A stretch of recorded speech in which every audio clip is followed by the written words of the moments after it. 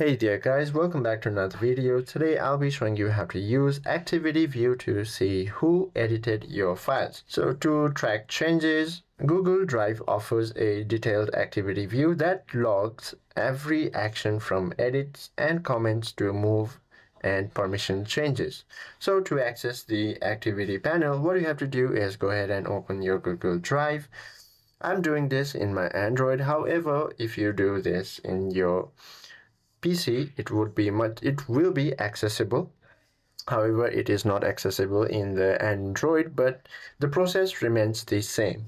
So what you can do is go ahead and select that specific folder or file, and you will be able to, once you have selected the specific folder or file, you will be able to find the I button, or known as View Details button, on the top corner. However, it is not shown in my phone because it is not available in Android as of now, but you will be able to find it in your PC on the top right. And once you tap on it, from there you will be able to open the Activity tab.